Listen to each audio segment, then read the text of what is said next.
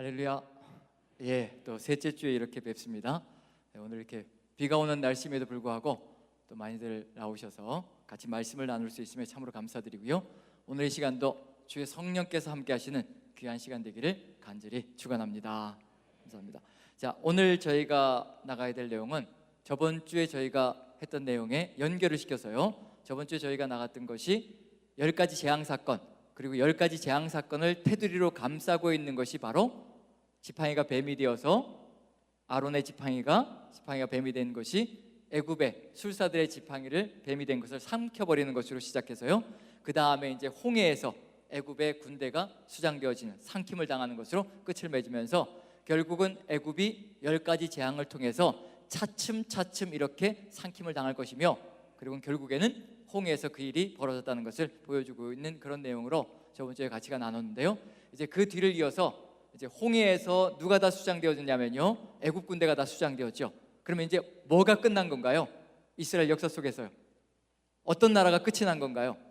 애굽이란 나라가 끝이 난 겁니다.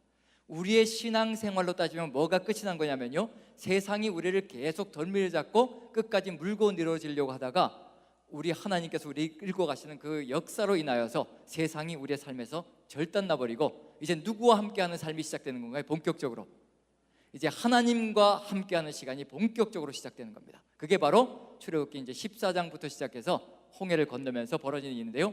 홍해 건너는 것이 어떤 의미가 있는지 여러분들 교재는 시간 절약을 위해서요, 다 할 수는 없기 때문에 우리 주어진 시간이 1시간 반 정도, 지금 1시간 20분 정도 있는데요. 그리고 또 불평이 저번 주에 들어온 것이 저희가 늦게 끝내니까 차가 못 빠져나간다고, 또 저한테 또 연락이 이렇게 끝나고 나서 연락이 와서 이제는 죽으나 사나 이제 9시에 끝내는 걸로 그렇게 해야 될 것 같습니다. 시간을 잘 보면서요. 지금 1시간 20분 남았는데 요 시간 안에 진도 나가야 될 것이 빡빡하게 있기 때문에요. 그래서 어디부터 시작하느냐면 30페이지, 여러분들 교재 30쪽부터 시작합니다. 홍해 이야기부터 이제 시작을 하려고 합니다. 자, 여러분들 교재 30페이지에 여호와가 왕이 되시는 사건인데요, 출애굽기 14장 13절부터 한번 찾아서 같이 봅니다. 출애굽기 14장 13절이요.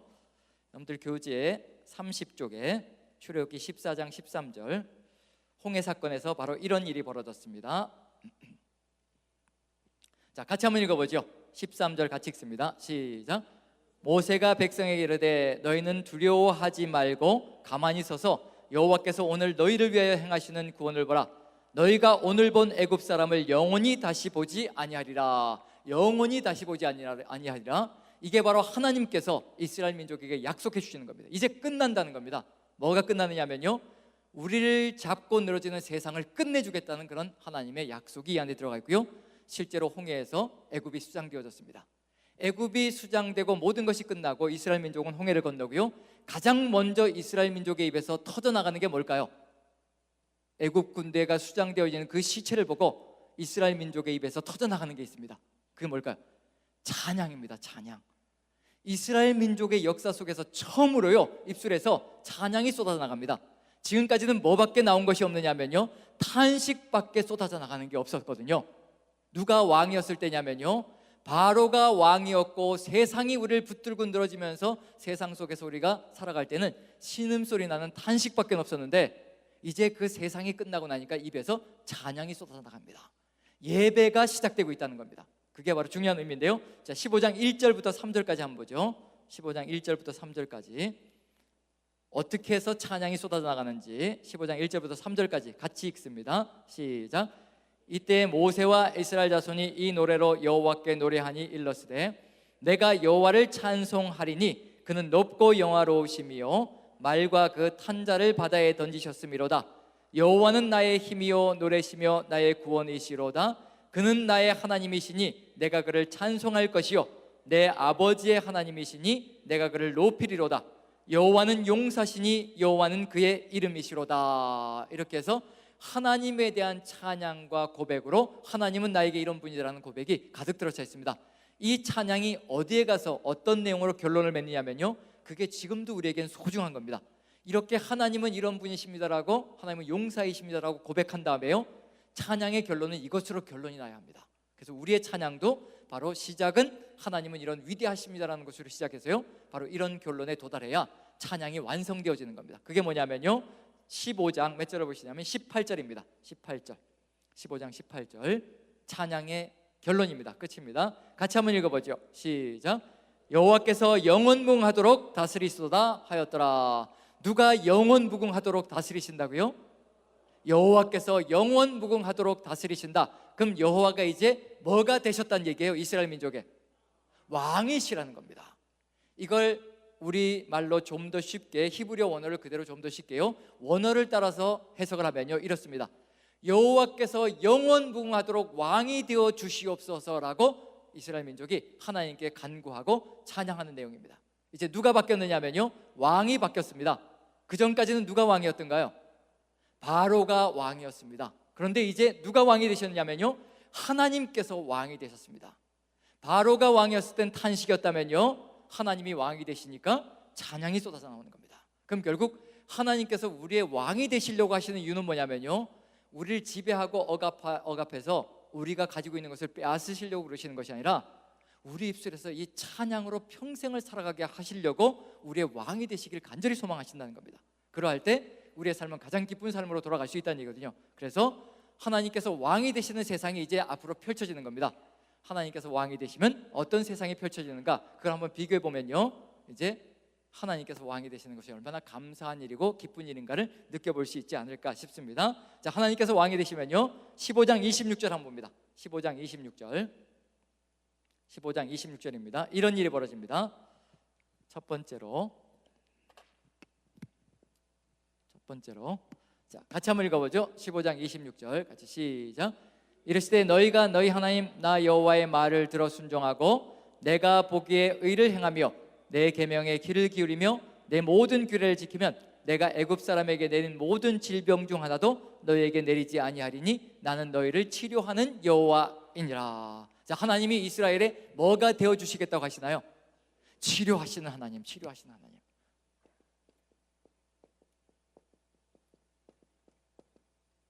어떤 질병 가운데서도 하나님께서 치료하시는 자가 되어서 우리를 삶의 길로 인도해 가실 것이라. 하나님께서 때로는 우리를 치료해 주시지 않으실 때도 있습니다. 질병 속에서요. 하지만 그 안에서도 우리가 하나님을 치료하시는 하나님이라고 고백할 수 있는 이유는 뭐냐면요, 하나님은 우리의 영을 치료하시고 우리를 영생의 길로 인도하실 수 있는 분이시기 때문에 설사 우리가 불치병으로 죽어가는 한이 있더라도 이 하나님은 우리를 살리실 수 있는 분이라는 것을 고백하는 그 믿음을 얘기하는 겁니다. 그래서 어떤 질병에서도 고친다는 얘기는 어떤 죽음의 상황 속에서도 하나님은 영생의 길로 이끌어 가신다는 것, 이 생명 속에서도 가능하시고요, 그리고 죽음 이후에도 가능하신 분이 바로 여호와 하나님이시라는 것. 그래서 하나님이 왕이 되시면 이 땅에서도 죽음 이후에도 우리를 치료하시는 하나님이 되신다는 것, 그걸 믿을 수가 있을 거고요. 16장 12절 한번 보죠. 16장 12절, 16장 12절입니다. 같이 읽습니다. 시작. 내가 이스라엘 자손의 원망함을 들었노라. 그들에게 말하여 이르기를 너희가 해질 때에는 고기를 먹고 아침에는 떡으로 배부르리니 내가 여호와 너희의 하나님인 줄 알리라 하라 하시니라. 계속해서 하나님께서 무엇을 가르쳐 주시느냐면요, 하나님이라는 걸, 여호와시라는 것을 가르쳐 주는데 광야에서도 이와 같이 먹을 것을 주시고 마실 것을 주시는 분이라는 것을 알려주시는 겁니다. 여호와가 누구이신지 계속해서 알려주신다.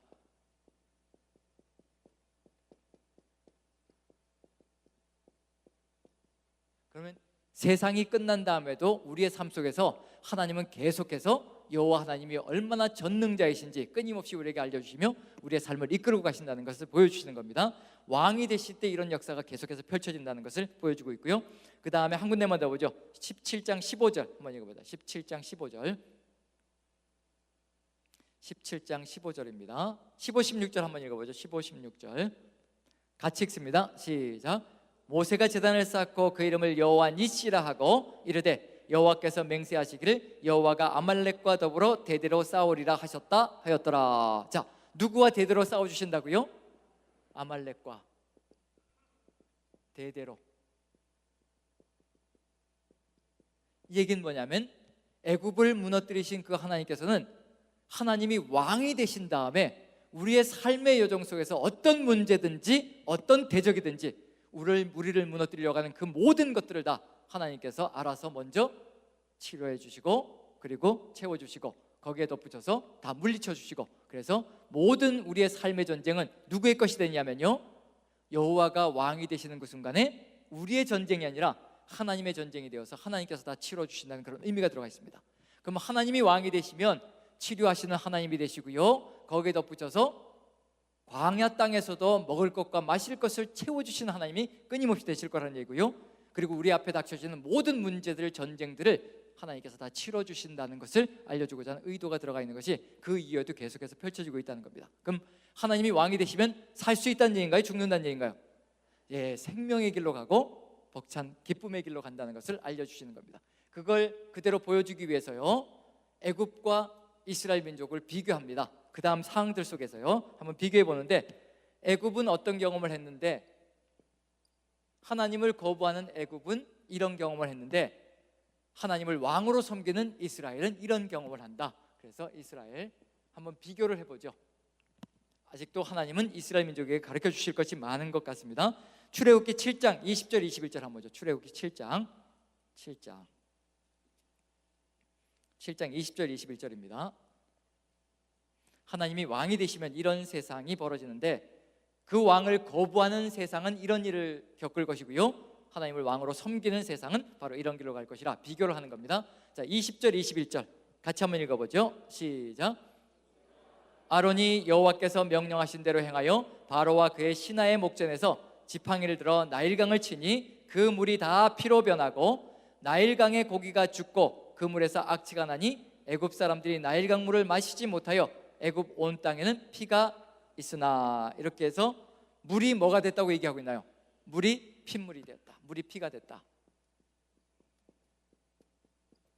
피가 돼.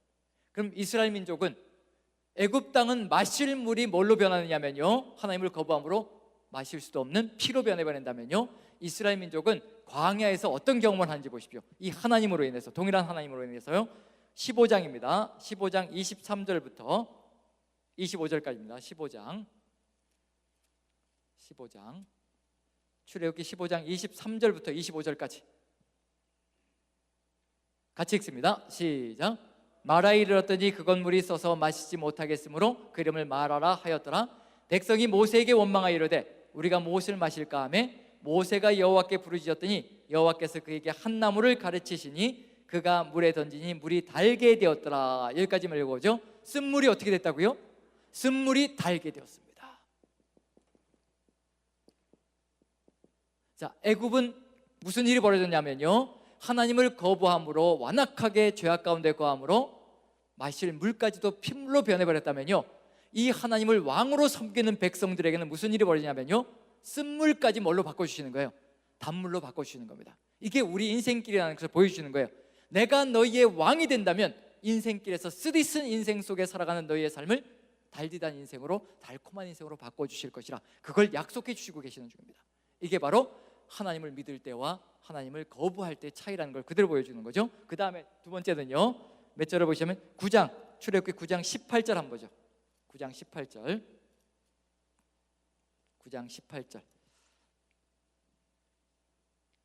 자, 같이 한번 읽어봅니다. 같이 시작.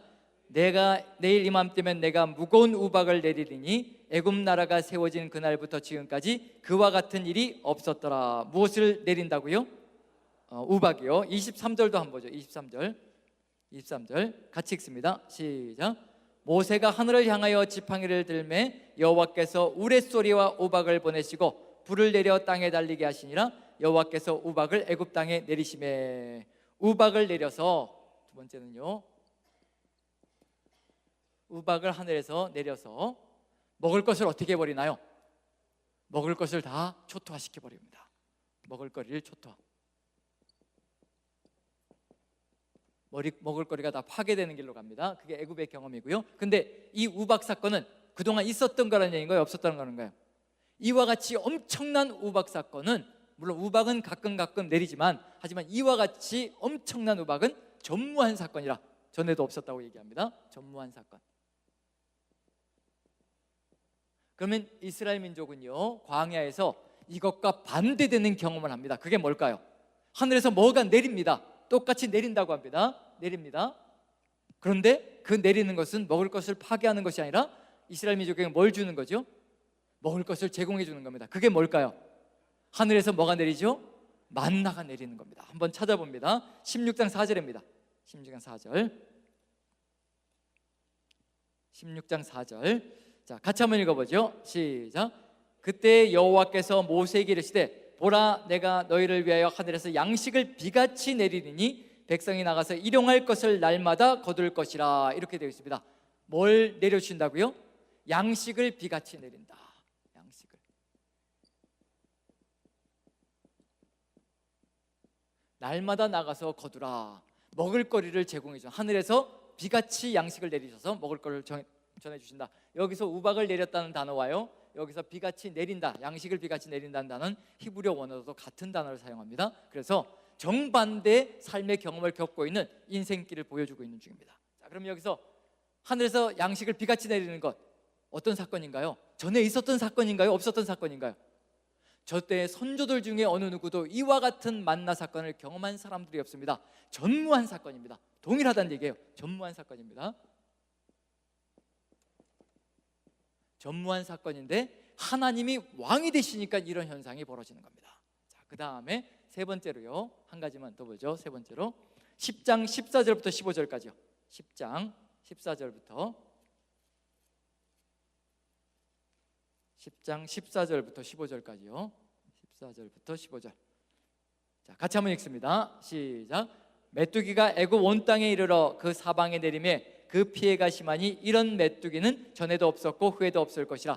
메뚜기가 온 땅을 덮어 땅이 어둡게 되었으며 메뚜기가 우박에 상하지 아니한 밭의 채소와 나무 열매를 다 먹었으므로 애굽 온 땅에서 나무나 밭의 채소나 푸른 것은 남지 아니하였더라. 뭐가 온 땅을 덮었다고요? 메뚜기가 온 땅을 덮었다. 메뚜기가.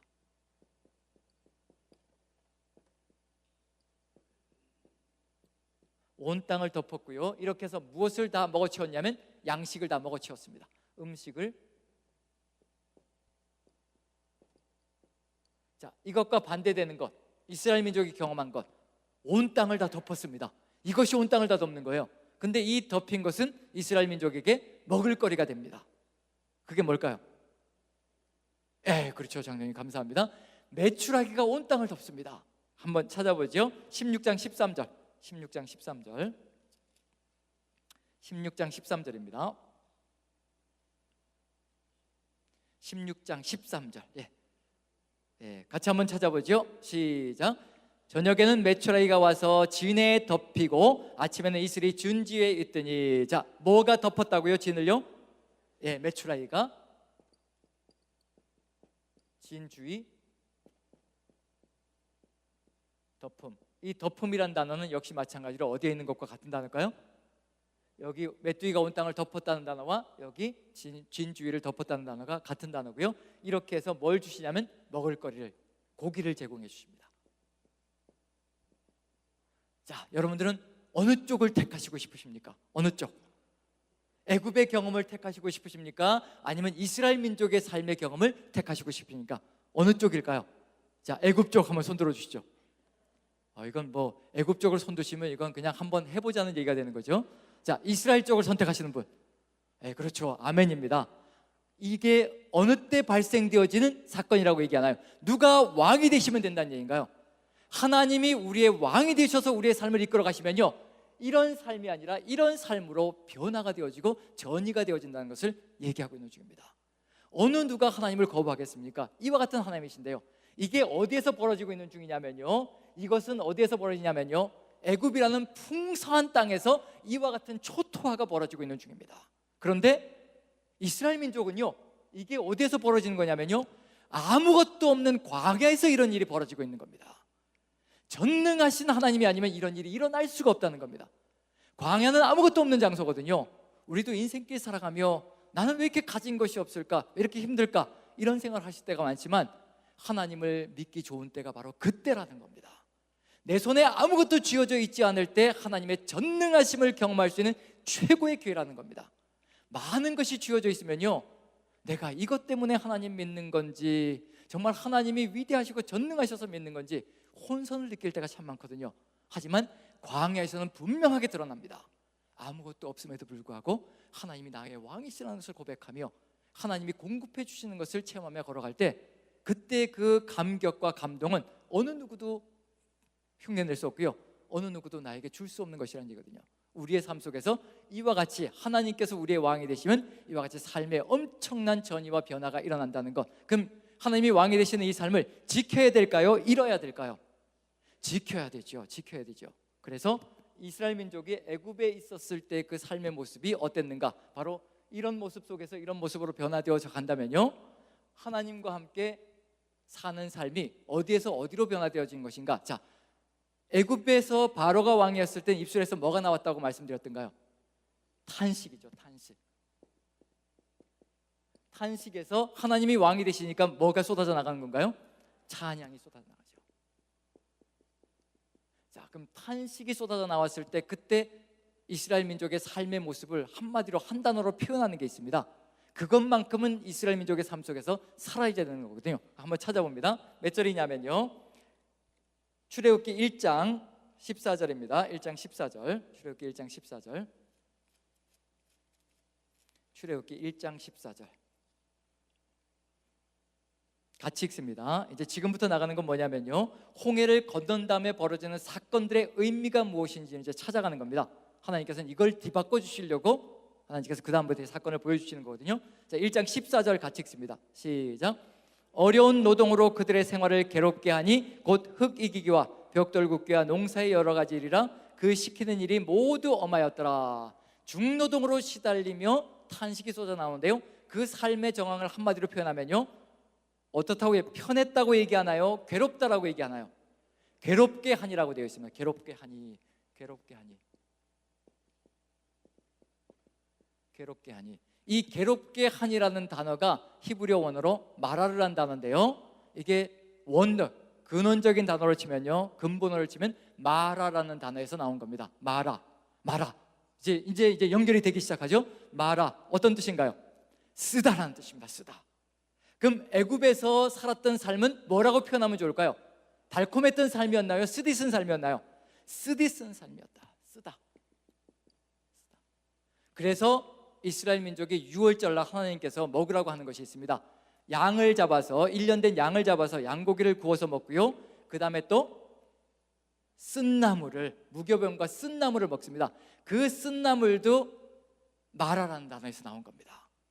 그럼 무엇을 기억하기 위한 것이라는 얘기예요? 애굽에서의 그 쓰디쓴 삶을 기억하기 위해서 다시는 이런 삶으로 돌아가지 않기 위해서는 누가 왕이 되셔야 된다는 얘기인가요? 하나님께서 6월절 날 우리를 구원해 주신 그 하나님과 함께 이제 평생토록 계속 살겠다는 그 결단을 해마다 다지는 겁니다. 다시는 이런 쓰디쓴 삶으로 돌아가지 않겠다라는 그런 의지를 다지는 것이 되는 거죠. 그런 점에서 이제 쓴 나물, 쓰다, 괴롭다. 그런데 하나님께서 찬양하는 삶으로 바꿔줬다는 얘기는 어떤 삶으로 변했다는 얘기인가요? 쓰다가 아니라 이제 어떤 삶이라고요? 달다, 달콤한 삶. 쓰디쓴 삶에서 달콤한 삶으로의 전환입니다. 자, 그럼 이제 홍해를 건너자마자 뭐가 뭘로 바뀌는 사건이 1번 기적인가요? 1번 기적. 홍해를 건너자마자 뭐가 뭘로 바뀌는 사건이 1번 기적 사건인가요?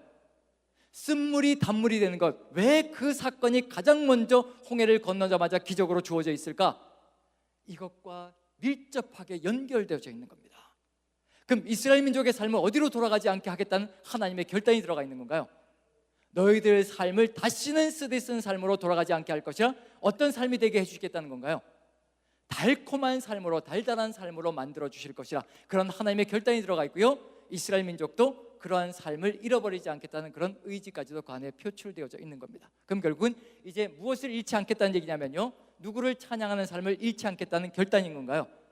하나님을 찬양하는 삶을 더 이상 잃지 않겠다라는 그런 결단도 그 안에 포함되어져 있다는 겁니다. 그건 누가 왕이 될 때 가능한 것이냐면요, 하나님이 왕이 되실 때. 그래서 홍해를 건넌 다음에 세 가지의 사건이 연결되어집니다.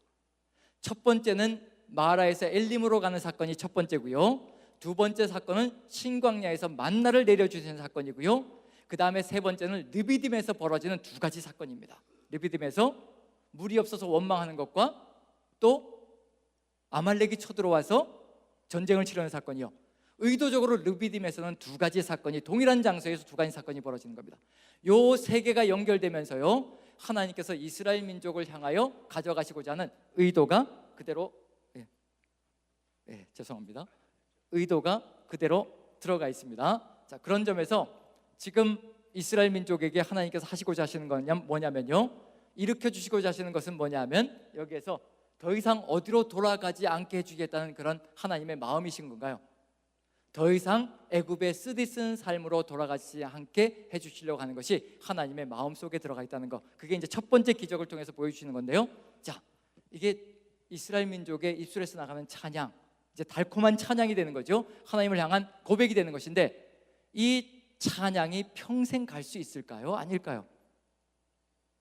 경험들 다 해보셨죠? 그저께 찬양했는데 오늘은 또 왜 이럴까? 자, 이 찬양이 계속 가나요? 아니면 가다가 멈추나요? 왜 멈출까요? 하나님이 잘못하셔서 멈추실까요? 내가 잘못해서 멈추는 걸까요? 제가 잘못해서라고 이제 고백을 자아비판을 하시는 겁니다. 하나님께서 무엇을 해주시길 소망하느냐면요, 이렇게 쓰디쓴 삶으로 돌아가지 않는 길이 어디에 있는지를 알려주셔야 되는 겁니다. 그걸 우리가 배워야 더 이상 그 길로 가지 않겠죠. 자, 이스라엘 민족이 홍해를 건넜습니다. 뭐가 갈라진 건가요? 뭐가 갈라진 건가요? 홍해가 갈라진 거예요. 홍해가 어느 정도의 규모가 될까요? 규모가 어느 정도 될까요? 길이 자체가, 이 폭 자체가요, 수백 킬로에 달하는 그 규모가 바로 홍해라는 바다입니다. 길이가 수백 킬로고요, 너비도 수백 킬로입니다. 그 정도로 엄청난 바닷길이 열린 겁니다. 하나님의 은혜로 열린 거예요. 저는 제 눈앞에서 한강만 그냥 갈라져도요, 평생을 전혀 불평하지 않고요, 어떤 역경과 고난 속에서도 아무리 죽음의 위협이 달려들어도 한강이 한번 갈라지는 걸 보고 나면요, 더 이상 불평도 원망도 하나님을 향한 어떤 고뇌도 없을 것 같은데, 우리의 삶이 전혀 그렇지가 않죠. 이 한강이 갈라진 정도가 아니라 홍해가 갈라졌습니다. 그런데 홍해가 갈라진 그 기적이 며칠 갈까요? 며칠. 홍해가 갈라진 기적이 며칠 갈까요? 이게 인생이라는 겁니다. 인생. 그래서 한번 같이 나눠보는 겁니다. 홍해가 갈라진 그 놀라운 기적이 며칠 정도 유효기간이 될까요? 3일. 작심 3일. 자, 한번 읽어보죠. 15장입니다. 15장 22절입니다. 15장 22절 같이 한번 읽어보죠. 시작.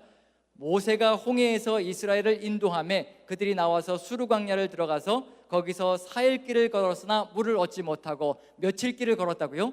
3일 길 딱 걸었습니다. 3일 길 걸어서 물이 없자 그때부터 입에서 뭐가 나가냐면요, 찬송이 아니라요, 원망이 쏟아져 나가기 시작합니다. 몇 절을 보시면 되냐면 23절 한번 보시죠. 23절 24절이요. 같이 시작. 마라에 이르렀더니 그곳 물이 써서 마시지 못하겠으므로 그 이름을 마라라 하였더라. 백성이 모세에게 원망하여 이르되 우리가 무엇을 마실까 하매 3일 전에 홍해가 갈라져서요, 하나님을 놀랍게 찬양했습니다. 왕이시라고, 우리의 왕이시라고 찬양했습니다. 그런데 3일 동안 물을 얻지 못하고 3일 길을 걷자 그때부터 입술에서 원망이 나가기 시작합니다. 하나님을 향해서 불평이 쏟아져 나가는 겁니다. 자, 이게 가능할까요? 우리 눈앞에서 홍해가 갈라졌으면 우리는 절대 그럴 사람들이 아니죠. 여기 계신 분들은 절대 그럴 분들은 절대 아니신 거죠. 웃으시는 이유는 나도 해봤다는 그런 의미가 포함되어 있는 거죠. 어찌되었든 3일은요, 사람의 모든 것을 다 무너뜨릴 수 있는 그런 충분한 기간이라는 겁니다. 왜냐하면요, 이 119 구조대에도 골든타임이라는 게 있습니다. 골든타임 많이 들어보셨죠? 골든타임. 인명을 구조할 수 있는 적재 시간을 얘기하는 겁니다. 그 골든타임이 3333입니다. 3333이요. 3이 4개입니다. 첫 번째 3은 뭐냐면요, 공기가 공급되지 않는 곳에서는 3분 안에 구조가 끝나야 된다는 겁니다. 3분을 넘어가면 인명을 구할 수 없다는 겁니다. 그래서 공기가 없는 곳에서는 3분 안에 구조 작업이 끝나야 되고요, 그 다음에 물이 없는 곳에서는 3일 안에 구조가 끝나야 된다는 겁니다. 두 번째 3입니다. 그 다음에 세 번째는요, 죄송합니다. 이게 두 번째 3은 온기가 없는 곳에서, 열기가 없는 곳에서, 냉기 속에서 3시간을 견딜 수 없답니다. 그래서 3시간을 넘어가면 인명구조가 힘들어진다는 겁니다. 그래서 온기가 없는 곳에서는 3시간이고요, 그 다음에 물이 없는 곳에서는 3일 안에 구조가 끝나야 되는 겁니다. 그 다음에 먹을 양식이 없는 곳에서는 3주 안에 구조를 끝내야 된다는 겁니다. 그게 바로 3333 원칙입니다. 현대에도 뭐가 있냐면요, 3일 안에 구조하지 않으면, 물이 없는 곳에서 3일 안에 구조하지 않으면요 생명의 위협을 가져갈 수가 있다는 얘기거든요. 그런데 여기는 사막 땅입니다. 사막 땅에서 3일을 걸었거든요. 사막 땅에서 3일을 걸었다는 얘기는 뭐냐면, 물이 없이 3일을 걷는다는 얘기는 생명이 어떻게 된다는 얘기예요? 생명의 위협을 느끼고 있다는 얘기입니다. 그럼 결국은 이스라엘 민족의 입에서 불평이, 원망이 쏟아져 나오는 이유는 죽음이 눈앞에 달려있다는 얘기거든요. 경각에 왔다 갔다 하고 있다는 얘기입니다. 사람이 목숨이 왔다 갔다 하는 그 순간에는요 신앙도 집어 던질 수 있는 게 인생이라는 겁니다. 그런 점에서 우리는 안 그런다고 생각할지 모르겠지만요, 생명이 경각에 달려있으면 우리도 어찌 될지 알 수 없는 게 우리의 인생길이라는 겁니다. 그런 점에서 지금 하나님께서 3일길을 걷게 하시고 이제 무엇을 알려주시냐면요, 이제 더 이상 이와 같이 쓰디쓴 삶으로 돌아가지 않는 것, 어떤 절망적인 상황 속에서 신앙을 버리지 않고 하나님의 뜻을 이루어갈 수 있는 길이 어디에 있는가, 그걸 이제 첫 번째 사건부터 보여주시는 겁니다. 그걸 배워야 우리도 그 길을 걸어갈 수 있고요, 3일이건 4일이건 5일이건 목숨이 떨어져 나가는 한이 있어도 오직 하나님께 불평하고 원망하는 것이 아니라 하나님의 뜻이 있을 것이라 믿고 걸어갈 수 있는 그 길, 그것이 바로 우리의 삶 속에서 하나님께서 가르쳐 주시고자 하는 길이라는 것을 염두에 둔다면요, 이제 이 지금부터 펼쳐지는 내용들은 하나하나가 우리에게도 의미가 있는 사건들입니다. 왜냐하면 우리도 이미 하나님의 구원을 체험한 사람들이고요, 하나님과 함께 신앙의 여정을 떠나고 있는 사람들이거든요. 이제 더 이상 세상 속으로 들어가서는 안 되고요, 쓰디쓴 삶으로 돌아가서는 안 된다는 겁니다. 이 달콤한 삶을 지키는 것이 우리의 삶 속에 반드시 필요하다는 것, 그래서 달콤한 삶을 지키기 위해서 반드시 필요한 것들을 하나님께서 차근차근 알려주시는 겁니다. 자, 첫 번째 사건인데요, 15장 같이 한번 쭉 읽어봅니다.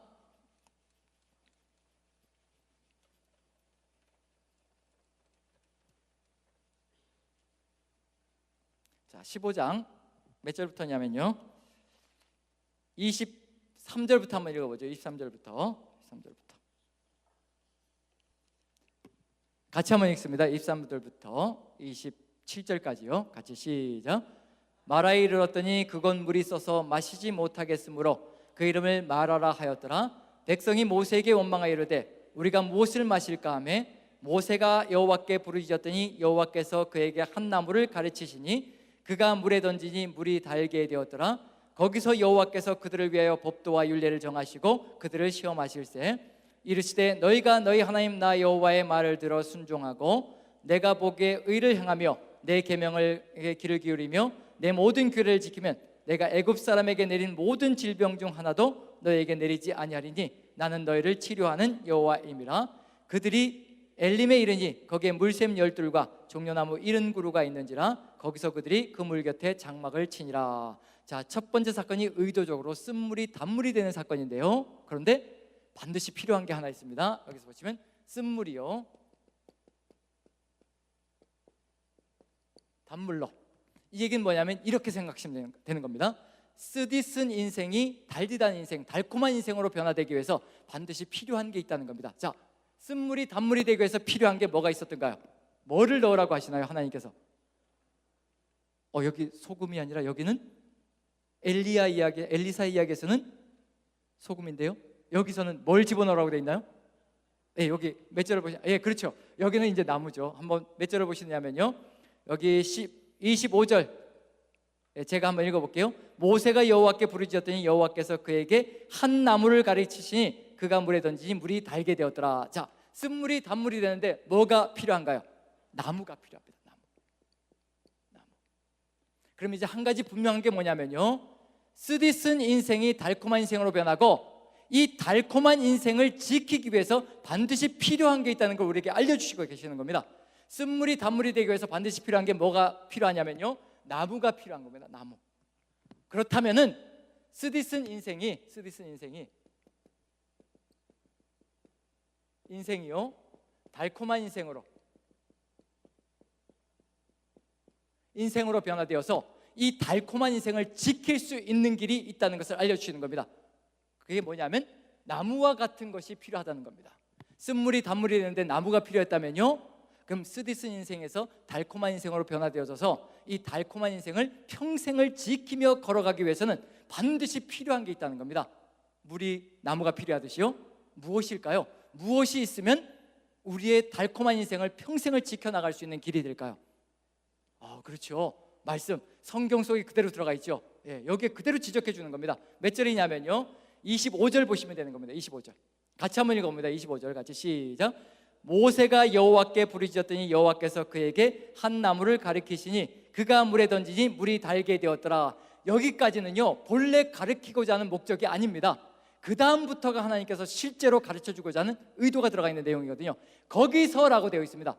나무를 집어넣었더니 물에 달게 된 그곳에서, 거기서요, 하나님께서 가르쳐 주시는 게 있습니다. 거기서부터 읽어봅니다. 거기서 같이 시작. 거기서 여호와께서 그들을 위하여 법도와 율례를 정하시고 그들을 시험하실세. 무엇을 정하셨다고요? 법도와 율례. 법도와 율례. 자, 법도와 율례는 누구의 말씀인가요? 하나님의 말씀입니다. 말씀을 지키며 살아갈 때 무엇을 지킬 수 있다는 얘기예요? 쓰디쓴 인생으로 절대 다시 돌아가지 않을 수 있다는 겁니다. 돌아가지 않고 어떤 인생을 지킬 수 있다는 거냐면요, 달콤한 인생을 평생을 지키는 겁니다. 누구의 말씀 따라 살아갈 때요? 하나님의 말씀 따라 살아갈 때 이것이 가슴속에 정확하게 틀어박혀 있으면요, 이제 우리는 흔들림이 없을 수가 있습니다. 하나님의 말씀대로 살아가면 절대로 세상으로 돌아가지 않을 것이고요, 세상으로 돌아가지 않으면요, 세상 사람들이 겪는 그 쓰디쓴 고통 속에 거하지 않을 것이라는 겁니다.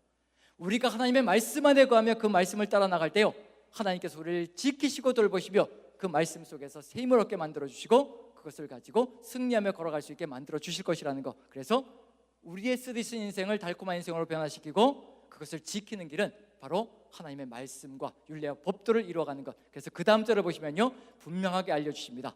이렇게 해주실 거라고 알려주십니다. 자, 26절 한번 보죠. 26절 같이 읽습니다. 시작. 이르시되 너희가 너희 하나님 나 여호와의 말을 들어 순종하고 내가 보기에 의를 행하며 내 계명에 귀를 기울이며 내 모든 규례를 지키면 내가 애굽 사람에게 내린 모든 질병 중 하나도 너희에게 내리지 아니하리니 나는 너희를 치료하는 여호와임이라. 내 율례와 법도만 지켜보라. 내가 너에게 어떤 질병도 내리지 않을 것이며 너희를 치료하는 여호와가 될 것이라. 그것을 약속해 주시는 겁니다.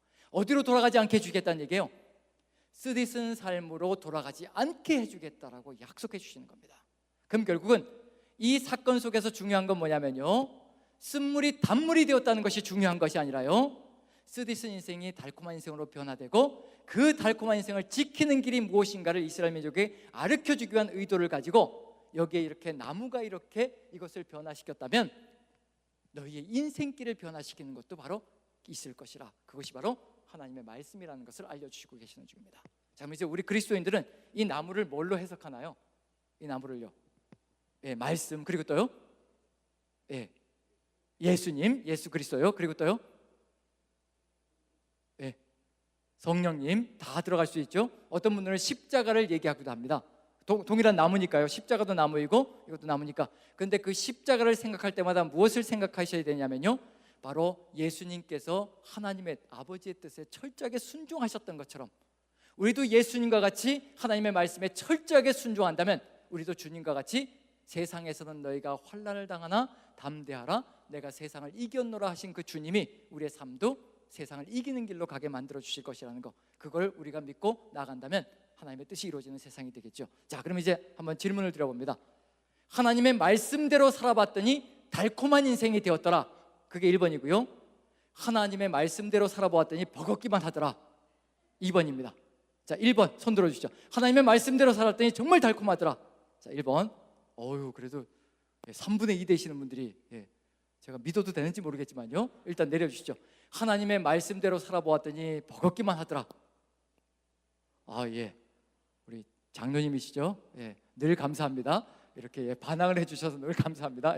어쨌든 솔직한 대답이신 것 같습니다. 하나님의 말씀대로 산다는 것은 정말 쉽지 않거든요. 하지만 어떤 경험이 있을 때 그것이 가능해지냐면요, 정말 하나님의 말씀대로 살아보았더니 버겁고 힘들고 어렵지만 그 말씀대로 살아보았더니 진리가 무엇인지를 깨달았고 그 진리대로 살아보았더니 힘들지만 사람들에게 인정받고 하나님께 칭찬받고 하나님께서 주시는 감동과 감화로 가득 들어차서 모든 역경들을 능히 이겨낼 수 있는 힘이 나에게 들어오더라. 그걸 체험하신 분들은요, 버겁지만 갑니다. 힘겹기만 걸어갈 수가 있다는 얘기거든요. 그런 삶의 경험들을 통해서 하나하나씩 이제 삶의 길을 걸어가야 된다는 얘기거든요. 자, 첫 번째가 뭐였느냐면요, 쓴물이 단물이 되는 사건을 통해서 쓰디쓴 인생이 달콤한 인생으로 변화되고 달콤한 인생을 지킬 수 있는 길이 어디에 있는가를 분명히 보여주었습니다. 그게 뭐라고 말씀드렸냐면요, 무엇을 따라가면요, 하나님의 말씀대로 살아가면, 이제 당연히 그 다음에 무슨 내용이 나올 수밖에 없느냐면요, 이제 하나님의 말씀대로 살아가면 정말로 달콤한 세상이 계속 만들어지느냐 아니냐 증거가 보여져야 되잖아요. 증거가 주어져야 믿고 따라갈 수 있잖아요. 그래서 그 다음에 보여지는 사건이 뭐냐면요, 만나 사건입니다. 한번 하나님께서 하나님의 말씀대로 살아가는 존재를 어떻게 이끌어가는가 한번 보라. 그리고 너희가 하나님의 말씀대로 살아간다면 바로 이와 같은 세상이 펼쳐진다는 것을 한번 만나 사건을 통해서 한번 경험해 보라. 그러면 그때부터 믿고 따라갈 수 있다는 겁니다. 그래서 증거로 보여주는 게 뭐냐면요, 두 번째로요, 만나 사건입니다. 만나를 내려주는 사건은 단순한 사건이 아니라 하나님의 말씀대로 살아가면 이와 같은 아름다운 세상, 정말 행복한 세상이 만들어진다. 나만 행복한 것이 아니라 누구도 행복할까요? 나만 달콤한 것이 아니라 하나님의 말씀을 내가 지켜감으로 주변 사람들까지도 달콤해지는 세상이 되고요, 살만 나는 세상이 만들어집니다. 그래서 하나님은 하나님의 말씀을 지키라고 말씀해 주시는 겁니다. 그럼 만나 사건을 통해서 하나님은 어떻게 하길래 만나 사건을 통해서 정말 그런 아름다운 세상, 달콤한 세상, 살만 나는 세상이 만들어질까? 그걸 이제 한번 살펴봐야 되겠죠. 16장을 봅니다. 16장이요, 1절부터 3절까지 한번 읽어봅니다. 1절부터 3절까지. 1절부터 3절까지요. 1절부터 3절까지 같이 읽습니다. 시작.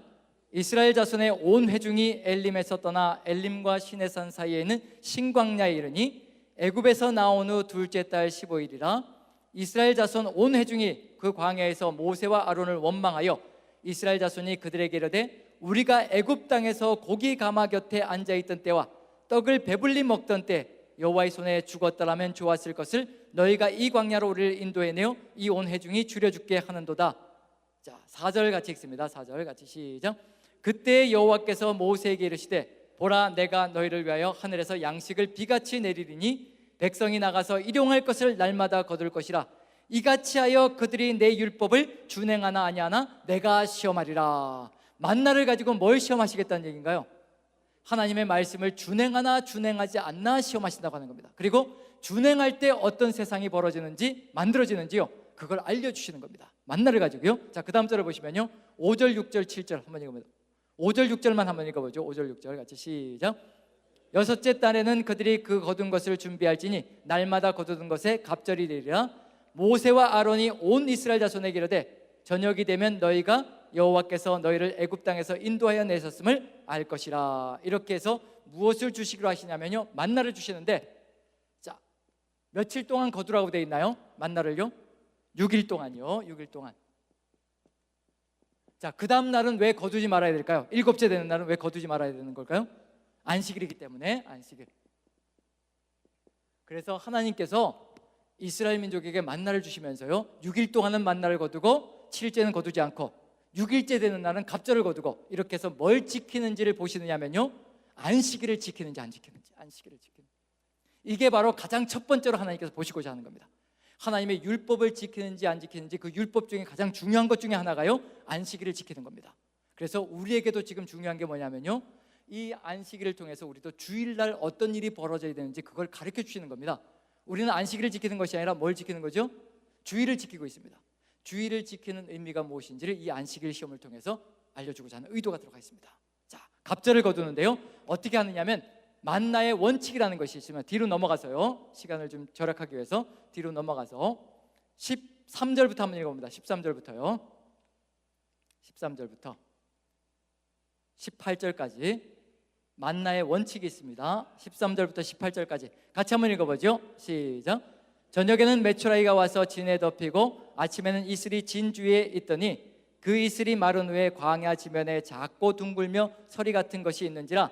이스라엘 자손이 보고 그것이 무엇인지 알지 못하여 서로 이르되 이것이 무엇이냐 하니 모세가 그들에게 이르되 이는 여호와께서 너희에게 주어 먹게 하신 양식이라. 여호와께서 이같이 명령하시기를 너희 각 사람은 먹을 만큼만 이것을 거둘지니 곧 너희 사람 수요대로 한 사람의 한 오멜씩 거두되 각 사람이 그 장막에 있는 자들을 위하여 거둘지니라 하셨느니라. 이스라엘 자손이 그같이 하였더니 그 거둔 것이 많기도 하고 적기도 하나 오멜로 되어본즉 많이 거둔 자도 남음이 없고 적게 거둔 자도 부족함이 없이 각 사람은 먹을 만큼만 거두었더라. 자, 만나는 한 오멜이라고 되어 있습니다. 1오멜은 2.2리터 정도 됩니다. 2.2리터. 1.5리터짜리 페트병 생각하시죠? 1.75리터짜리 페트병, 그 정도 사이즈에 조금 더 들어가는 거죠. 2.2리터 정도 되는 겁니다. 그런데 만나의 특징이 있습니다. 만나의 특징이 뭐냐면요, 많이 거둔 자도 어떻다고요? 많이 거둔 자도 남음이 없고 적게 거둔 자도 모자람이 없다. 자, 한번 적어보죠. 많이 거둔 자도 남음이 없고 적게 거둔 자도 모자람이 없다. 이게 만나의 신비로운 특징입니다. 하나님께서는 만나를 가지고 이걸 훈련시키시고 계시는 중입니다. 자, 어떤 사람들은 분명히 뭐라고 되어 있냐면요, 이렇게 적혀 있습니다. 여기 보시면 17절을 제가 다시 한번 읽어볼게요. 이스라엘 자손이 그같이 하였더니 그 거둔 것이 많기도 하고 적기도 하나. 자, 많게 거둔 사람이 있다는 얘기인가요, 없다는 얘기인가요? 많게 거둔 사람이 있고요, 적게 거둔 사람도 있다라고 얘기합니다. 그리고 그 다음 부분을 보시면요, 19절을 보면요, 19절 20절 같이 한번 읽어보죠. 같이 시작. 모세가 그들에게 이르기를 아무든지 아침까지 그것을 남겨두지 말라 하였으나 그들이 모세에게 순종하지 아니하고 더러는 아침까지 두었더니 벌레가 생기고 냄새가 난지라 모세가 그들에게 노하니라. 자, 많이 거둬서 아침까지 남겨둔 사람이 있다는 얘기인가요, 없다는 얘기인가요? 있습니다. 그런데 특이하게도 어떤 일이 벌어지고 있냐면요, 많이 거둔 자도 남음이 없고 적게 거둔 자도 모자람이 없답니다. 자, 어떻게 했길래 이런 일이 벌어질까요? 많이 거둔 자는 분명히 남아야 되나요? 모자라야 되나요? 많이 거둔 자는 남아야 돼요. 쌓여 있어야 되는 겁니다. 그런데 많이 거둔 자도 남음이 없고 적게 거둔 자도 모자람이 없답니다. 자, 어떻게 하면 이런 일이 벌어질 수 있을까요? 어떻게 하면? 하나님께서 그걸 기대하시고 계시는 겁니다. 하나님의 말씀을 따라간다는 건 바로 그걸 얘기하는 것이고요. 자, 어떻게 하면 이런 일이 벌어질 수 있을까요? 말씀에 순종해서 어떻게 살면 될까요? 주의를 잘 지키고요. 예, 이러시면 곤란한데요. 예, 주의는 잘 지켜야 되고요. 자, 어떻게 하면 많이 거둔 자도 남음이 없고 적게 거둔 자도 모자람이 없을까요? 어떻게 하면? 많이 거둔 자가 어떻게 하면 되는 거예요? 예, 나눠주면 되는 거죠. 나눠주면 되는 거죠. 그 다음에 적게 거둔 자는 많이 거둔 자에게서 받고, 그 다음에 나중에 적게 거둔 자가 또 많이 거두게 되면 또 적게 거둔 자에게 나눠주고, 이렇게 살아간다면 어떤 세상이 만들어질까요? 그걸 기대해 보시라는 겁니다. 하나님께서 만나를 가지고 그걸 훈련시키시고 계시는 중이에요. 이렇게 되면 세상이 어떻게 될까요? 모든 사람들이 공평하게, 균등하게, 행복하게 살아갈 수 있는 세상이 만들어지는 겁니다.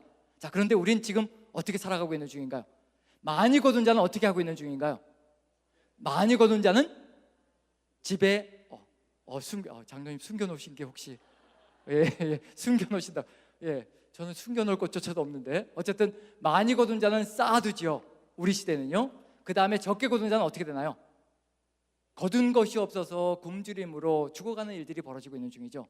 지금 우리가 살아가고 있는 세상입니다. 이게 하나님의 말씀대로 따라가고 있다는 얘기인가요? 따라가지 않고 있다는 얘기인가요? 안 따라가고 있다는 것을 얘기하는 겁니다. 분명히 예수님께서 우리에게 말씀하시기를 뭐라고 말씀하셨냐면요, 재물을 땅에 쌓지 말고 하늘에 쌓으라고 분명히 말씀해 주셨거든요. 그런데 우리는 땅에 쌓고 있는 중입니다. 그래서 어떤 일이 벌어지고 있냐면요, 세상이 평화롭지가 못합니다. 서로 간에 전쟁이 벌어지기 시작하고요, 서로 가진 것을 빼앗으려고 안간힘을 써대고요, 도둑질이 벌어지고 강도짓이 벌어지고요, 살인 행위들이 벌어지기 시작합니다. 균등하게 나눠지지 않거든요.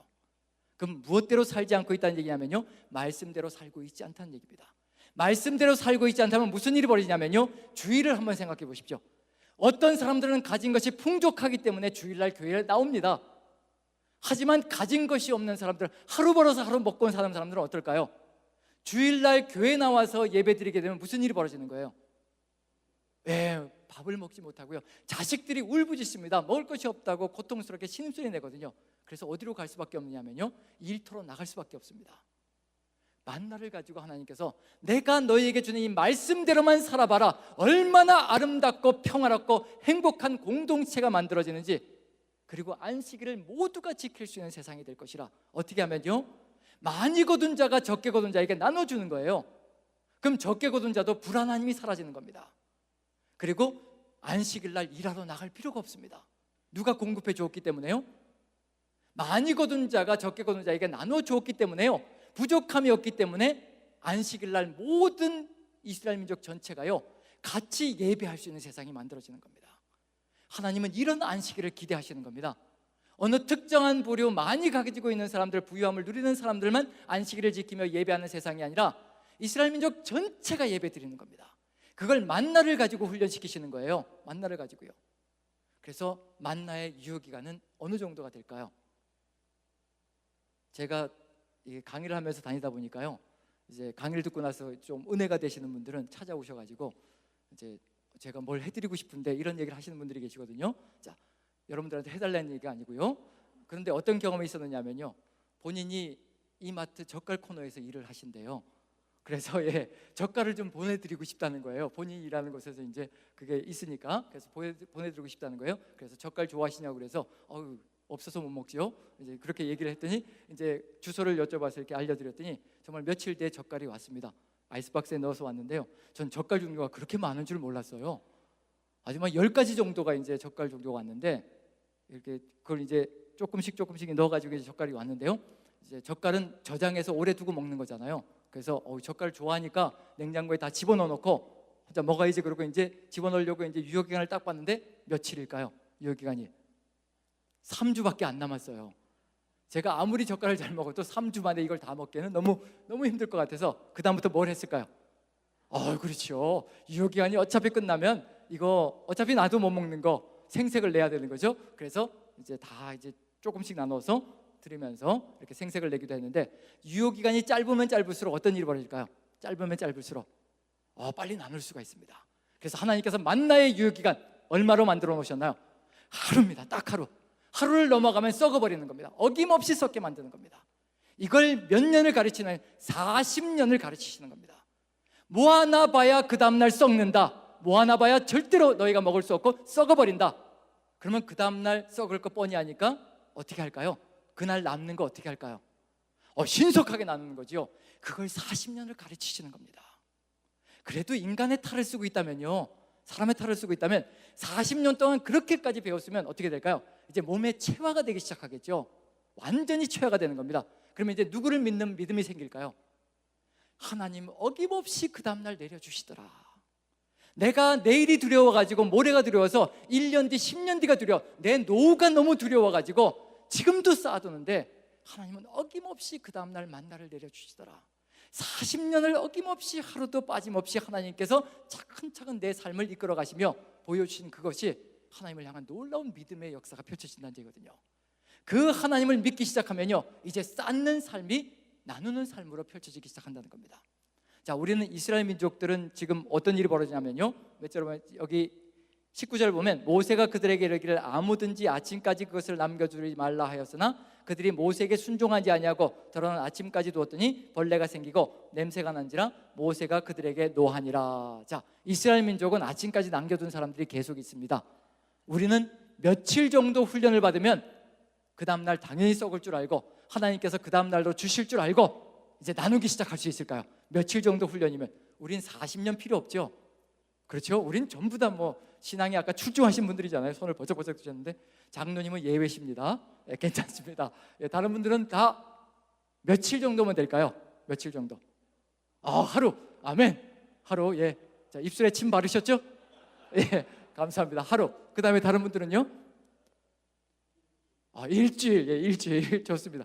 그래도 이스라엘 민족보다 훨씬 나은 거죠. 40년을 훈련받았습니다. 40년이라는 얘기 속에 뭐가 들어갔냐면요, 각 사람마다 기간은 다 다를 겁니다. 어떤 사람은 일주일 만에, 어떤 사람은 하루 만에 끝낼 수도 있고요. 전능하신 하나님을 내가 믿으니 내 하루 만에도 끝낼 것이라, 이제 내일부터는 하나님을 절대적으로 믿고 따라갈 것이라. 일주일 만에도 어떤 사람은 가능합니다. 어떤 사람은 40년까지 가야 가능한 사람도 있습니다. 어떤 사람은 40년이 되어도 죽었다 깨나도 못하는 사람이 있습니다. 불안하고 두려워서요. 하나님은 보이지 않으시니 눈에 보이는 돈은 너무나 신뢰가고 확신이 가고 이것만 있으면 내가 살 것 같고, 하나님보다 무엇을 더 신뢰하는 삶이 시작되느냐면요, 내 손에 쥐어져 있는 물질을 더 신뢰하는 삶이 시작된다는 겁니다. 하나님은 이걸 끊어버리게 만드시는 겁니다. 이걸 끊어야 무슨 일이 벌어지냐면요, 하나님의 백성이 반듯하게 올바르게 살아갈 수 있다는 겁니다. 눈에 보이는 것으로 살아가는 백성이 아니라 눈에 보이지 않으시는 하나님의 말씀 한마디 믿고 살아가는 백성을 세우기 위해서요, 만나를 가지고 40년을 훈련시키시는 겁니다. 그래야 하나님의 백성이 하나님의 백성답게 세상을 바꿔나갈 수 있거든요. 모두가 안식일을 지키는 아름다운 세상을 만들어 갈 수 있다는 겁니다. 그걸 위해서 하나님께서 40년을 훈련시키시는데 이걸 위해서 훈련시키시는 겁니다. 신명기 8장 1절부터 보면요, 40년 동안 이거 만나를 통해서 이거 가르치시려고, 이거 하나 가르치시려고요, 그걸 하시는 겁니다. 자, 신명기 8장 한번 보시죠. 신명기 8장을 보시면요, 이걸 배우면 가나안 땅에 들어갈 수 있습니다. 이걸 배우면 우리는 약속의 땅, 하나님의 땅을 적과 꿀이 흐르는 땅으로 바꿔나갈 수가 있습니다. 우리가 지금 이 순간에 이걸 배우고 나면요, 우리가 살아가는 지역, 우리의 삶 전체를 이와 같이 아름답게 변화시켜 갈 수가 있습니다. 자, 8장을 봅니다. 신명기 8장 1절부터 3절까지 보시죠. 1절부터 3절 같이 읽습니다. 시작. 내가 오늘 너희 모든 명령을 너희는 지켜 행하라.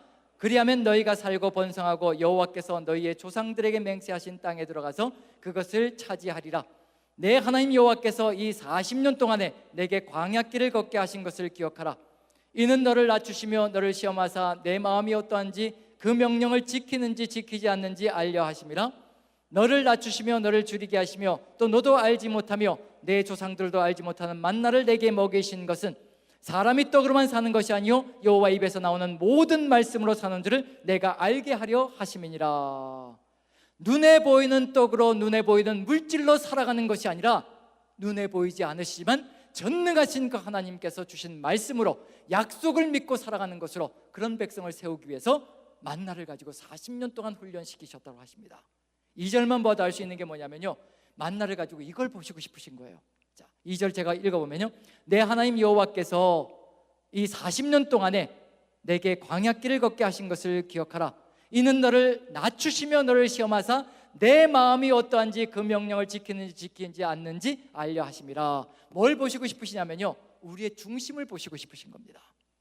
정말 하나님의 말씀대로 살아가고 있는지 아니면 눈에 보이는 물질을 따라서 가고 있는지 그 중심을 보시고 싶으셔서 만나를 가지고 40년을 훈련시키셨습니다. 그리고 어떤 백성을 세우시길 소망하시냐면요, 하나님의 입에서 나오는 말씀이라면 파수로 매주를 쓴다고 해도 믿는 백성을 세우셔서 하나님의 말씀만 따라가는 백성으로 세우시려고 하시는 겁니다. 그렇게 해서 뭘 주시려고 할까요? 뭘 주시려고요? 우리 걸 빼앗아 가시려고 할까요? 쌓지 마라, 끊임없이 나누어라, 내가 원하는 곳으로 옮겨야 한다, 축복의 통로가 되어야 한다, 이것이 우리가 가지고 있는 것이 탐이 나서 우리 것을 빼앗으려고 그러시는 것일까? 절대 그런 것이 아니라는 겁니다. 끝부분을 보시면요, 이렇게 중심을 살펴보신 다음에 이렇게 하시려고 그러신 겁니다. 한번 읽어봅니다. 8장 몇 절이냐면요, 8장 15절부터 보시면요, 15절 같이 읽습니다. 시작.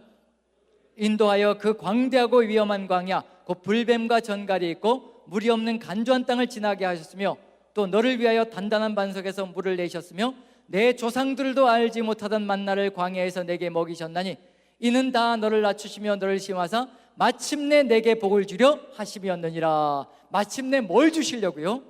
마침내 복을 주시려고 그러셨습니다. 우리가 하나님의 말씀대로 살아야 복을 주실 수 있다는 겁니다. 말씀대로 살지 않으면요, 복을 주실 수가 없다는 얘기예요. 왜 그럴까요? 이유가 뭘까요? 말씀대로 살아야 복을 주실 수 있는 이유가 뭘까요? 말씀대로 살지 않는 사람에게 복을 퍼부어주면요, 그 복이 곧 저주가 되기 시작합니다. 100억이라는 돈을 다룰 줄 모르는 사람에게요, 100억이라는 돈을 던져주면요, 그 100억이라는 돈이 저주거리가 되기 시작합니다. 사람들 관계가 다 파괴되기 시작할 거고요, 그걸 통해서 뭐 친지들도 다 떠나갈 것이고 결국엔 모든 관계들이 다 파괴되는 그런 역사로 넘어갈 거거든요. 한순간에 일확천금에서 로또가 당첨된 사람들의 거의 대부분들이 파산하고요, 그 다음엔 거짓골이 되고요, 사람들 관계는 다 파괴되어서 아주 불황화가 되는 경우들이 상당히 많습니다. 그걸 다룰 준비가 안 돼 있거든요. 그 돈이 주어졌을 때 그걸 가지고 어떻게 살아가야 될 것인가가 아직 준비가 안 돼 있기 때문에 그 돈을 받게 되면 저주거리밖에 안 된다는 얘기거든요. 하나님께서 우리에게 축복을 퍼부어 주시기 전에 뭘 준비시키냐면요, 그 축복이 퍼부어질 때 그 축복을 바르게 다룰 수 있는 믿음이 세워져 있는가를 먼저 준비시킨 다음에 그 축복을 퍼부어 주시는 겁니다. 말씀대로 사는 사람은요, 하나님께서 아무리 많은 축복을 퍼부어 주셔도요, 그걸 쌓지 않을 것이거든요. 하나님께서 원하시는 곳으로 흘려보낼 수가 있을 것이거든요. 그런 준비가 이루어져야 축복을 주실 수 있기 때문에 만나를 가지고 하나님께서 차근차근 훈련시켜 가시는 겁니다. 오직 하나님의 말씀대로 사는 사람, 그런 삶을 세워서 하나님의 뜻을 이루어가는 백성으로 세워서 어디에 들여보내시려고 하는 거냐면요, 가나안 땅으로 들여보내시려고 하는 겁니다. 왜냐하면 가나안 땅에 들어가면 이제 달라지는 세상입니다.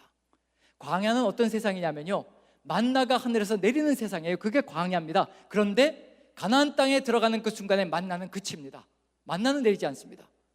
그때부터 무슨 일이 벌어지냐면요, 하나님께서 주신 땅을 분배받아 가지고 그 분배받은 땅에서 각자의 능력을 따라서 농사를 짓고 짐승을 키워서요, 각자가 살아가는 세상입니다. 그럼 뭐가 차이가 나기 시작할까요? 사람은 능력의 차이가 있나요, 없나요? 능력의 차이가 있죠. 공평하신 건가요, 하나님이? 능력의 차이가 있으면 공평하신 건가요, 불공평한 건가요? 예. 능력의 차이가 있으면 이제 불공평하다라고 말씀해 주셨는데, 우리는 능력의 차이가 있습니다. 왜냐하면 세상 사람도 얘기하고 있거든요. 미국의 석유 재벌인 폴 게티가 이런 말을 했습니다.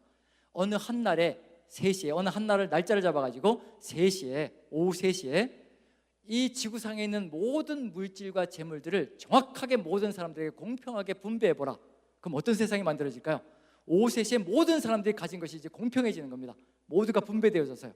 그럼 어떤 세상이 만들어질까요? 예. 그런데 이 폴 게티는 뭐라고 얘기하냐면요, 3시 30분부터 각 사람의 가진 것에 차이가 나기 시작할 것이라. 저는 이게 맞다고 생각합니다. 30분밖에 안 지났는데요, 각 사람의 가진 것이 차이가 나기 시작한다는 겁니다. 어떤 사람은 투자자를 끌어모아서 돈을 모으기 또 시작할 거고요, 어떤 사람은 또 게으르게 팔아치우기 시작할 겁니다. 살기 위해서요, 먹고 살려고요. 이와 같이 각 사람의 능력의 차이는 있다는 얘기거든요. 거기에 덧붙여서 예수님도 뭐라고 말씀하셨냐면요, 달란트 비유가 있죠.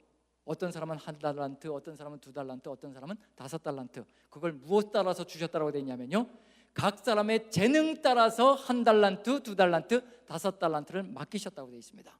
재능은 헬라어로 듀나미스란 단어인데요, 능력이란 단어입니다. 능력이란 단어. 각 사람의 능력 따라 어떤 사람은 1달란트만 맡기고, 어떤 사람은 2달란트를 맡기고, 어떤 사람은 5달란트를 맡기는 겁니다. 그럼 예수님도 뭐가 있다는 걸 인정하시냐면요, 각 사람의 재능과 능력의 차이가 있다는 것을 인정하시는 겁니다.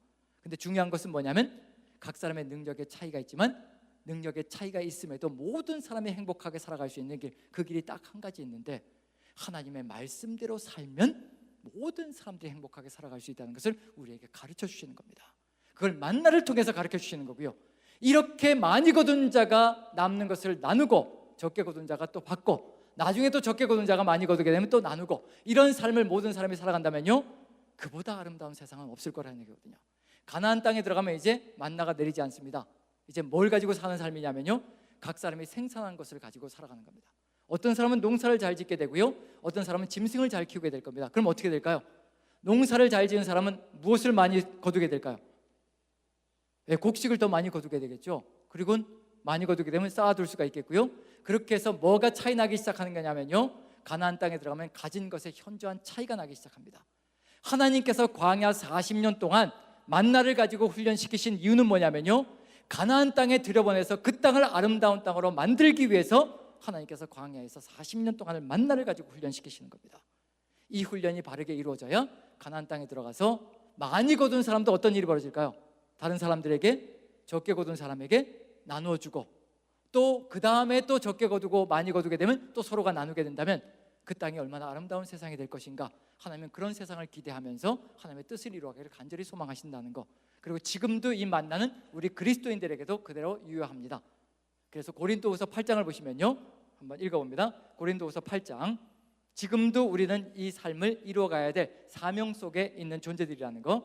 고린도후서 8장을 보시면요, 바울 사도는 만나의 원칙을 너무나 잘 알고 있는 사람이고요, 만나의 신비가 어떤 의미를 가지고 있는지 정확하게 깨닫고 있는 사람입니다. 그래서 성도들에게 이와 같이 살아야 한다는 것을 알려주고 있는 중입니다. 자, 고린도서 8장을 보시면요, 1절부터 한번 보죠. 1절부터 같이 한번 읽어봅니다. 같이 시작. 형제들아, 하나님께서 마게도냐 교회들에게 주신 은혜를 우리가 너희에게 알리노니, 환난의 많은 시련 가운데서 그들의 넘치는 기쁨과 극심한 가난이 그들의 풍성한 연보를 넘치도록 하게 하였느니라. 자, 여기까지만 읽어보면요, 지금 고린도 교회를 향해서 바울 사도가요 마게도냐 교회의 본을 보여주고 있는 중입니다.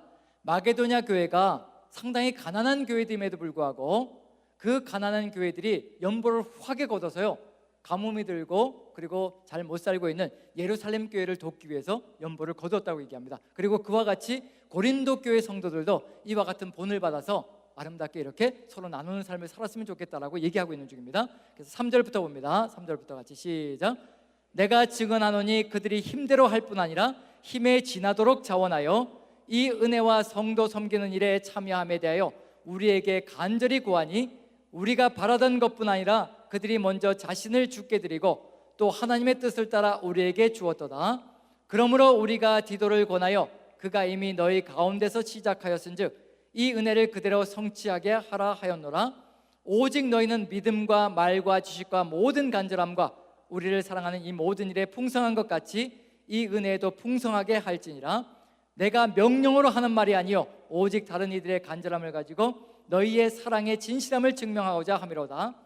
우리 주 예수 그리스도의 은혜를 너희가 알거니와 부요하신 이로서 너희를 위하여 가난하게 되시면 그의 가난함으로 말미암아 너희를 부요하게 하려 하심이라. 이 일에 관하여 나의 뜻을 알리노니 이 일은 너희에게 유익함이라. 너희가 1년 전에 행하기를 먼저 시작할 뿐 아니라 원하기도 하였은즉 이제는 하던 일을 성취할지니 마음에 원하던 것과 같이 완성하되 있는 대로 하라. 할 마음만 있으면 있는 대로 받으실 터이요 없는 것은 받지 아니하시리라. 이는 다른 사람들은 평안하게 하고 너희는 곤고하게 하려는 것이 아니요 균등하게 하려 함이니 이제 너희의 넉넉한 것으로 그들의 부족한 것을 보충하면 후에 그들의 넉넉한 것으로 너희의 부족한 것을 보충하여 균등하게 하려 함이라. 기록된 것 같이 많이 거둔 자도 남지 아니하였고 적게 거둔 자도 모자라지 아니하였느니라. 이렇게 살아가는 것이 바로 만나의 원칙을 살아가는 것이고 이것이 바로 하나님께서 지금 우리에게도 뜻하신 삶이라는 것을 바울 사도는 성도들에게 알려주고 있는 중입니다. 빼앗아가고자 하는 것이 아니라요 균등하게 하려고 하는 겁니다. 모든 사람들이 균등하게 누리며 하나님의 뜻을 이루어가는 세상을 만들어가려고 하나님께서 바울 사도를 통해서 만나의 신비를 그리스도인들도 지금 우리의 삶 속에서 지켜가라는 그런 의미로 이 이야기를 하고 있는 중입니다. 그럼 결국은 지금 만나의 신비는 많이 거둔 자도 남음이 없고 적게 거둔 자도 모자라면 이 만나의 신비는 우리도 이루어야 된다는 얘기인가요? 이루지 말아야 된다는 얘기인가요? 지금 우리도 이것을 실천해 나가며 우리의 삶으로 이루어 나가야 된다는 것을 분명히 보여주고 있는 중입니다. 그러기 위해서는 우리가 뭐가 되어야 된다는 얘기냐면요 축복의 통로가 되어야 된다는 것이 너무도 분명합니다. 우리가 가진 것들 쌓는 것이 아니라 그 쌓아놓은 것들을 이제 조금씩 하나님의 말씀을 따라서 하나님을 믿는 믿음으로 하나씩 나눠간다면 우리 주변은 더욱더 밝고 그리고 환한 세상으로 만들어져 갈 것이라는 것, 그것이 바로 하나님께서 이스라엘과 이루어가기를 소망했던 것이고 지금 우리 그리스도인들과 이루기를 간절히 소망하는 삶의 모습이라는 것. 이렇게 된다면 어떤 세상이 만들어질까요? 한번 상상해 보시죠. 모든 사람들이 서로가 가지고 있는 것을 나눈다고 생각해 보십시오. 그럼 어떤 세상이 만들어질까요? 행복한 세상일까요? 아니면 불행한 세상일까요? 네, 꼭 이렇게 단답형으로 드려야 되나요?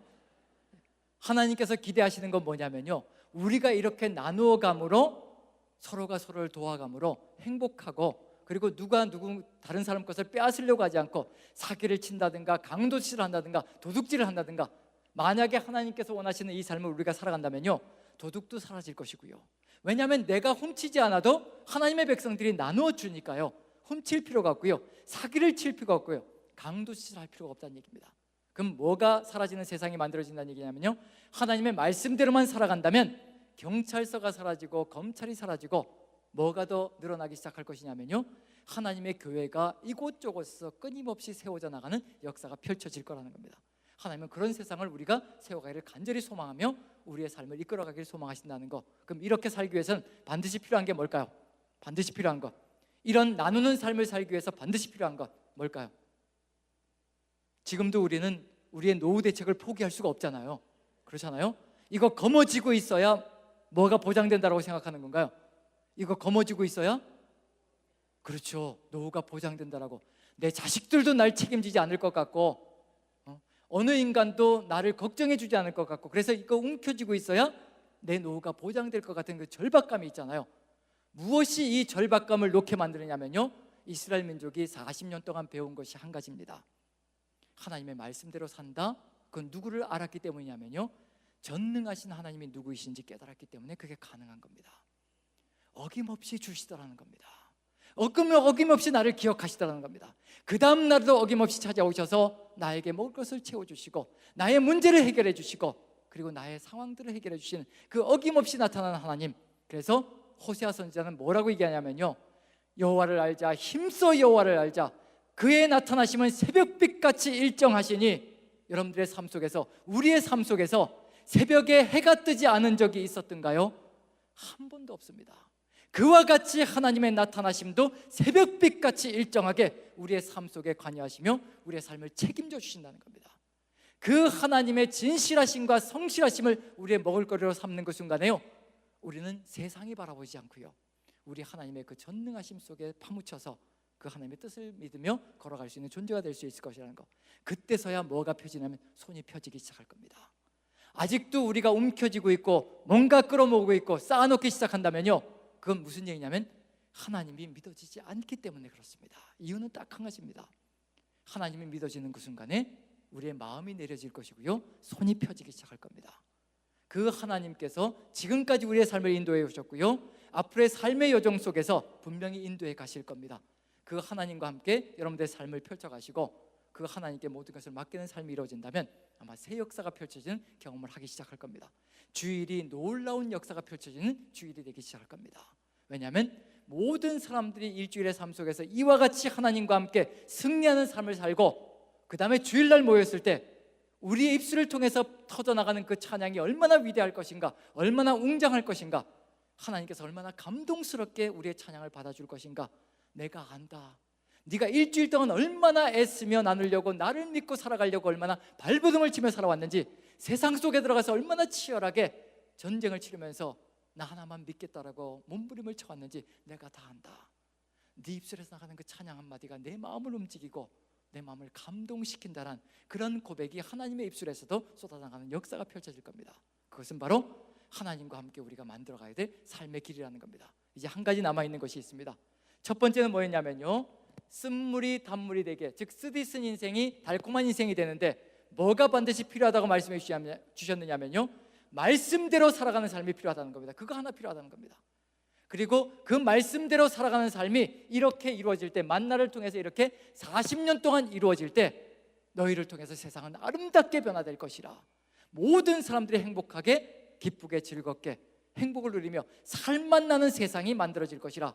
부족하게 거둔 사람도 두려움 없이 과감하게 하나님을 향하여 주일날 나올 수 있는, 왜냐하면 공급을 받았으니까요, 그런 세상이 만들어질 것이라. 이제 우리에게 필요한 것이 있다면 뭐냐면요, 이러한 삶을 살겠다는 결단입니다. 그 결단을 위해서 두 가지를 보여주시는 겁니다. 세 번째가 르비딤에서의 사건이 두 가지가 벌어집니다. 두 가지요. 르비딤에서요. 르비딤에서 두 가지 사건이 벌어지는데요, 그 두 가지 사건의 결론만 한번 봅니다. 결론만요 한번 봅니다. 자, 17장, 출애굽기 17장으로 넘어갑니다. 출애굽기 17장 17장을 보시면요, 17장 1절부터 한번 보죠. 1절부터 시간이 있으니까 쭉 한번 읽어봅니다. 17장 1절부터 7절까지가 한 단락이고요, 8절부터 16절까지가 한 단락입니다. 근데 두 가지 사건으로 나뉘어집니다. 똑같은 르비딤인데요, 제가 한 절 읽고 여러분들 한 절 읽고 7절까지 한번 읽어봅니다. 제가 먼저 읽습니다. 이스라엘 자손의 온 회중이 여호와의 명령대로 신광야에서 떠나 그 노정대로 행하여 르비딤의 장막을 쳤으나 백성이 마실 물이 없는지라.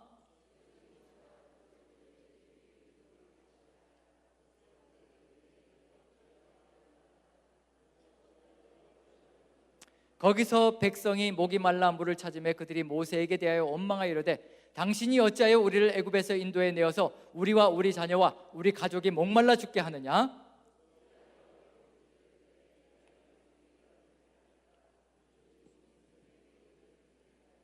여호와께서 모세에게 이르시되 백성 앞을 지나서 이스라엘 장로들을 데리고 나일강을 치던 내 지팡이를 손에 잡고 가라.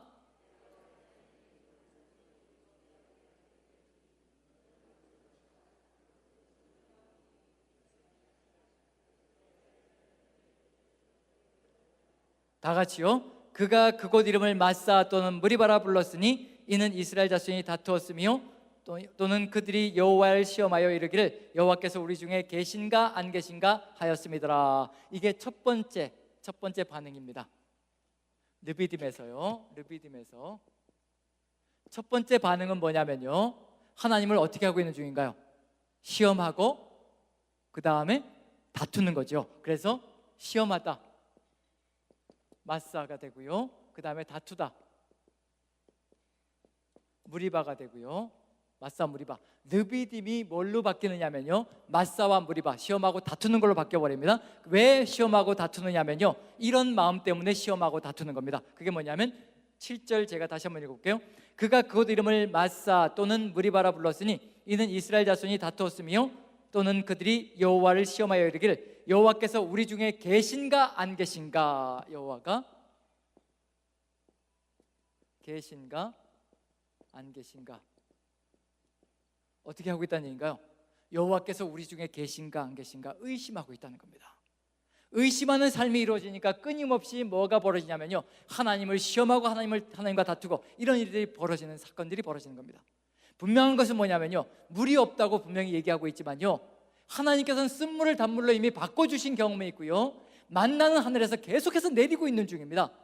하나님께서 끊임없이 계속해서 공급해 주시고 보여주시고 있는데도 불구하고 뭐가 부족하기만 하면 하나님을 향하여 원망하고 불평하며 다툰다는 얘기가 되는 거죠. 시험한다는 얘기가 되는 거죠.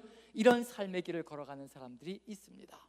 그 다음에 두 번째, 이런 삶의 길 한번 읽어봅니다. 8절부터입니다. 8절부터 16절까지 제가 한 절 읽고 여러분들 한 절 읽고 교독합니다. 그때 아말렉이 와서 이스라엘과 르비딤에서 싸우니라.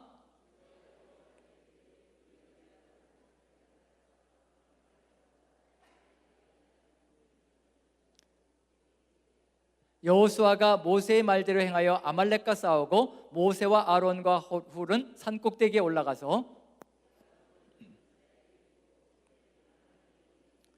모세의 팔이 피곤함에 그들이 돌을 가져다가 모세 아래에 놓아 그가 그 위에 앉게 하고 아론과 홀이 한 사람은 이쪽에서 한 사람은 저쪽에서 모세 손을 붙들어 올렸더니 그 손이 해가 지도록 내려오지 아니한지라. 여호와께서 모세에게 이르시되 이것을 책에 기록하여 기념하게 하고 여호수아의 귀에 외워 들리라. 내가 아말렉을 없이하여 천하에서 기억도 못하게 하리라. 다 같이요. 이르되 여호와께서 맹세하시기를 여호와가 아말렉과 더불어 대대로 싸우리라 하셨다 하였더라. 여기에서는 똑같은 르비딤이라는 장소인데요, 문제가 발생하자마자 불평하고 원망하지 않습니다. 그 자리에서 모세가 이스라엘 민족 전체를 이끌고요, 산으로 올라가서 기도하는, 두 손을 번쩍 쳐들고 하나님을 향하여 기도하는 삶이 시작되고요, 이스라엘 민족 전체는 용감하고 씩씩하게 담대하게 삶의 전쟁을 치러 나갑니다. 하나님의 뜻을 받들어 전쟁을 치러 나가죠. 그리고 결국 이름이 뭘로 바뀌느냐면요, 여호와 니시. 여호와 니시, 여호와는 나의 깃발, 나의 승리라고 이름이 바뀝니다. 거기에 덧붙여서 뭐라고 또 얘기하느냐면요, 여호와께서 어떻게 하신다고요? 여호와께서 아말렉과 더불어 대대로 싸우시리라. 여호와께서 아말렉과 대대로 싸우시리라. 자, 윗부분은 어떤 내용이냐면요, 끊임없이 의심하는 삶의 모습을 보여주고 있습니다. 밑에 부분은 뭐냐면요, 의심이 전혀 없습니다. 하나님은 반드시 하시고 나의 전쟁을 이끌어 가실 것이며 나의 전쟁을 승리로 인도해 가실 것이라, 그것을 믿고 하나님과 함께 전쟁터로 나서는 겁니다. 삶의 전쟁터로 나서는 겁니다. 그리고 뭐라고 고백하냐면요, 여호와께서 대대로 싸워주신다고 약속해 주셨다. 앞으로의 모든 문제들도, 닥치는 모든 여건들도 하나님께서 끊임없이 앞장서서 전쟁을 치러주시는 그런 삶을 이루어 갈 수 있을 것이라, 전쟁은 여호와께 속한 것이라는 믿음을 가지고 걸어가고 있습니다. 이 둘 중에서 어디에 서느냐에 따라서요, 삶의 길은 완전히 달라지기 시작할 겁니다. 끊임없이 의심하는 사람은 무너져 내릴 것이고요, 그리고 이 내용 속에 분명한 것은 뭐냐면요, 이렇게 의심하다 죽어간 사람들이 광야에서 몇 명이나 되었던가 한번 생각해 보십시오. 9세대가 출애굽을 해서 이 세 가지의 삶의 훈련을 제대로 거쳐나가지 못하고 결국 광야에서 죽어갔습니다. 몇만 명이냐면요, 200만 명의 9세대가 죽어갔습니다. 200만 명이요. 200만 명이 죽어갔습니다. 그 다음에 이와 같은 믿음을 가지고 하나님의 뜻을 받들어서 가나안 땅까지 완주해낸 사람이 몇 명이었을까요? 여호수아와 갈렙 2명뿐이었습니다. 2명이잖아요. 2명. 9세대 중에서요 그 200만 명이 탈출했는데 그 200만 명 중에서요 하나님의 뜻을 의심하지 않고 절대적인 믿음을 가지고 하나님께서 이 전쟁을 치러줄 것이라, 가나안에 있는 거인족들이 무슨 문제가 될 것인가, 여호와께서 우리와 함께 하시면 그들은 우리의 밥이라, 그런 믿음을 가지고 걸어간 사람이 딱 2명이었습니다. 여호수아와 갈렙. 200만 대 2입니다. 이곳에 수많은 사람들이 몰려들어서 다 무너져 내립니다. 우리만큼은 그렇게 되지 말아야 한다는 뜻입니다. 우리만큼은 절대 200만 명에 속하지 않고요, 오직 하나님의 뜻을 받들어서 여호수아와 갈렙 같은 그 믿음을 가지고 하나님께 절대적인 신뢰와 의지를 두고 하나님의 뜻을 이루어간다면요, 우리는 끝까지 하나님께서 뜻하신 그 뜻을 이뤄내고 완주해낼 수 있는 존재가 될 수 있을 것이라는 거, 그 정도로 쉽지 않은 여정인 것만큼은 분명하지만 하나님께서는 우리에게 무엇을 주시기 때문에 가능하냐면요, 함께 하시며 하나님의 뜻을 이루어갈수록 이끌어 가신다는 거, 우리에게는 놀라운 하나님의 성령의 역사가 있습니다. 함께 하심이 있습니다. 그래서 우리는 이스라엘 민족보다도 200만 명이 쓰러져 갔지만 우리에게는 성령의 역사가 강력하게 우리를 이끌고 가실 것이니 우리는 충분히 이 땅을 하나님의 땅으로 아름답게 만들어가는 만나의 신비를 배운 존재들이 될 수 있을 것이라고 확신합니다.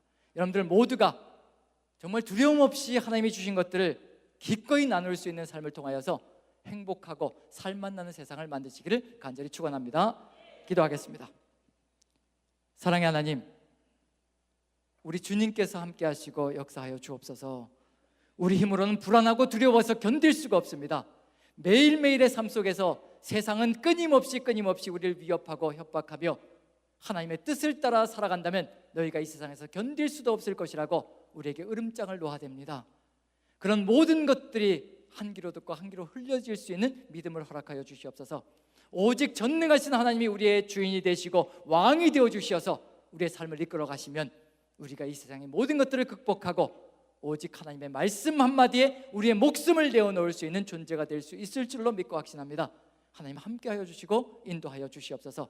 여기 모이신 모든 분들 주님께서 인도하시고 오직 아버지의 뜻을 이루어가는 임마누엘 성도님들로 세워주시길 간절히 소망하며 우리 구주 예수 그리스도 존귀하시는 받들어 감사하며 기도합나이다. 아멘.